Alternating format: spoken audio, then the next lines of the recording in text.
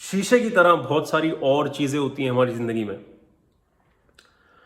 और वो आती हैं अलग अलग रूपों में। चाहे वो एक इंसान का रूप हो, बेस्ट फ्रेंड हो, गर्लफ्रेंड हो, माँ बाप हो, अलग अलग ह्यूमन रिलेशनशिप्स।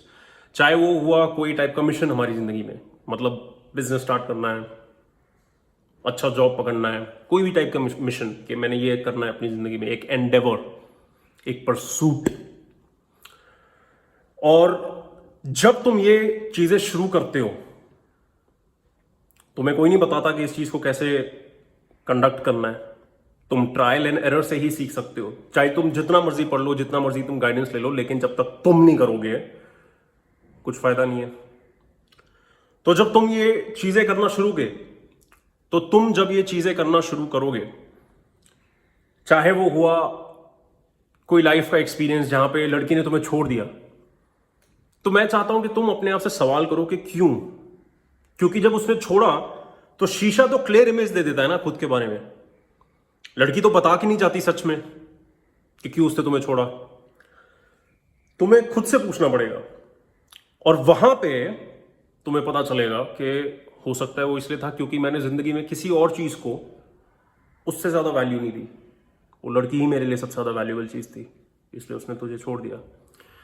हो सकता है कोई और रीजन हो कि जब से तुम्हें गर्लफ्रेंड मिल गई तुम लेजी बन गए, क्योंकि तुम्हें किसी चीज की क्रेविंग ही नहीं हो रही और तुमने मर्द की तरह अपनी जिंदगी जीना छोड़ दिया। हो सकता है जब तुम्हें जॉब से निकाल दिया जाए या बिजनेस तुम्हारा पहला फेल हो जाए या जो भी, तो जब तक तुम खुद को पूछोगे नहीं और उस धुएं को हटाओगे नहीं जो तुम्हारे और उस शीशे के बीच में है, तब तक तुम देख नहीं पाओगे कारण क्या है।